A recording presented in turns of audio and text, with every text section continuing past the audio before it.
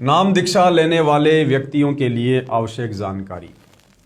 सबसे पहला जो नियम है अध्यात्म की सफलता का, वो है पूर्ण गुरु की पहचान।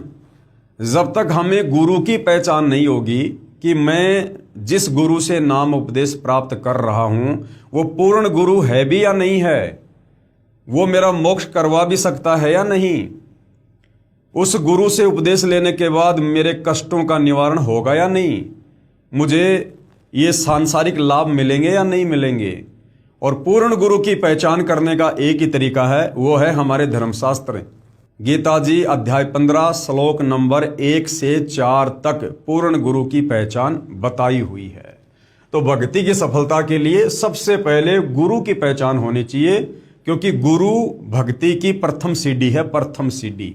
यदि आपको भक्ति दान करने वाले पर ही विश्वास नहीं है तो आप उनके द्वारा दी गई भक्ति को कभी भी सफल नहीं बना सकते। पूर्ण गुरु की पहचान। दीक्षा लेने वाले को चाहिए कि वह सर्वप्रथम गुरु जी की पहचान कर ले, उसके पश्चात ही दीक्षा ले। और भाई और बहनों, गुरु की पहचान होगी कब? जब हम गुरु के सत्संग सुनेंगे, जब हम गुरु के ज्ञान को ध्यान से सुनेंगे, उसके बाद हमें गुरु की पहचान होगी, क्योंकि सत्संग में ही पूर्ण गुरु की पहचान बताई जाती है। आज कलयुग में भगत समाज के सामने पूर्ण गुरु की पहचान करना सबसे जटिल प्रश्न बना हुआ है। क्यों? क्योंकि आज पूरा का पूरा समाज अपने धार्मिक ग्रंथों से कोसों दूर बैठा है। समाज को पता नहीं इन धार्मिक ग्रंथों में क्या लिखा है, और हमारे नादान धर्मगुरु जो केवल संस्कृत भाषा को जानते थे, तत्व ज्ञान के अभाव में वो इन धर्मशास्त्रों को समझ नहीं पाए कि ये धर्मशास्त्र किस भक्ति और किस भगवान की ओर संकेत कर रहे हैं। इसलिए आज समाज में सबसे जटिल सवाल यही बन गया कि पूर्ण गुरु की पहचान क्या है।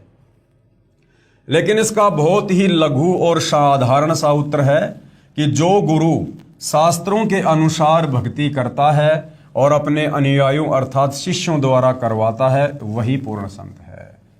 बहुत ही सरल और साधारण सी परिभाषा गुरुदेव ने बता दी है कि पूर्ण गुरु की पहचान करने का सबसे लघु और साधारण सा उत्तर है कि जो गुरु शास्त्रों के अनुसार भक्ति करवाता है, वो शास्त्र चाहे हिंदू धर्म के हों, चाहे मुसलमान धर्म के हो, चाहे सिख, चाहे ईसाई धर्म के, जो पूर्ण गुरु होगा वो विश्व के सर्व धर्मों के सर्व शास्त्रों से परिचित होगा। तो जो गुरु हमारे धर्म ग्रंथों के आधार से भक्ति देता है, भक्ति करवाता है, और जो खुद भी उन शास्त्रों के अनुसार ही धर्म कर्म यज्ञ करता है, भक्ति करता है, वो पूर्ण गुरु है। जो गुरु शास्त्रों के अनुसार भक्ति करता है और अपने अनुयायियों अर्थात शिष्यों द्वारा करवाता है, वही पूर्ण संत है। चूंकि भक्ति मार्ग का संविधान धार्मिक शास्त्र है, जैसे कबीर साहिब जी की वाणी, नानक साहिब की वाणी, संत गरीबदास जी महाराज की वाणी, संत धर्मदास जी साहिब की वाणी, चारों वेद, गीता जी, पुराण, कुरान, पवित्र बाइबल आदि, इन तमाम धर्म ग्रंथों के अनुसार जो सतगुरु वर्तमान में भक्ति करवा रहा है, समझ लो वही पूर्ण गुरु है, वही पूर्ण संत है। उन्हीं से उपदेश लेकर हम अपनी आत्मा का कल्याण करवा सकते हैं। जो भी संत शास्त्रों के अनुसार भक्ति साधना बताता है और भगत समाज को मार्गदर्शन करता है, तो वह पूर्ण संत है। अन्यथा वह भगत समाज का घोर दुश्मन है, जो शास्त्रों के विरुद्ध साधना करवा रहा है। जो गुरु शास्त्रों के अनुसार भक्ति साधना नहीं करवाता है, समझ लेना वो भगत समाज का घोर शत्रु है, सबसे बड़ा दुश्मन है, जो उन भोली भाली आत्माओं की नरक की टिकट तैयार करवा रहा है। और भाई और बहनों, वर्तमान समय में इस पूरी पृथ्वी पर सतगुरु रामपाल जी के अलावा एक भी ऐसा धर्म गुरु किसी भी धर्म में नहीं है। वो चाहे भारत देश के चारों शंकराचार्य हों, चाहे संत महात्मा मंडलेश्वर हों, चाहे मुसलमान धर्म के मुल्ला मौलवी काजी हो, या हिंदू धर्म के पंडित हों, ब्राह्मण हों, ईसाई धर्म के पादरी हों, या सिख धर्म का कोई भी पाठी हो, कोई भी गुरु हो, आज वो शास्त्रों के अनुसार भक्ति ना खुद करता है और ना भगत समाज से करवाता है। पूरे विश्व में सतगुरु रामपाल जी के अलावा ऐसा कोई भी संत महात्मा नहीं है जो सर्व पवित्र धर्मों के पवित्र शास्त्रों के अनुसार भक्ति करवाता हो। तो पूर्ण गुरु वर्तमान में सतगुरु रामपाल जी हैं, इनके अलावा धरती पर और आपको देखने को भी नहीं मिलेगा। इस अनमोल मानव समाज के साथ खिलवाड़ कर रहा है कौन? जो शास्त्रों के अनुसार भक्ति नहीं देता।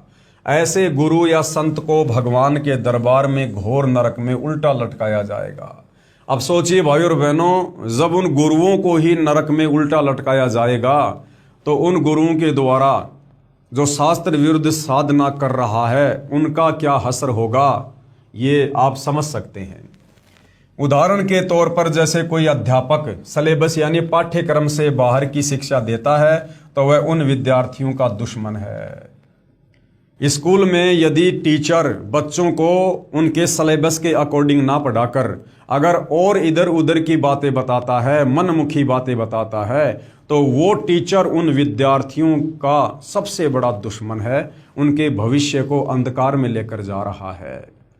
ठीक इसी प्रकार जो धर्मगुरु शास्त्रों के अनुसार भक्ति नहीं बताता है, मनमुखी मंत्र जाप जैसे राधे राधे श्याम मिला दे, हरि ओम सीताराम जय जय राम, ओम नमो भागवते वासुदेवाय नमः, ओम गणेशाय नमः, विष्णु देवाय नमः, ओम नमः शिवाय, ये सारे के सारे मंत्र जाप ये मनमुखी हैं। हमारे शास्त्रों में इन मंत्रों का कहीं कोई उल्लेख नहीं है। तो भाइयों और बहनों, वो धर्मगुरु समाज का सबसे बड़ा दुश्मन है।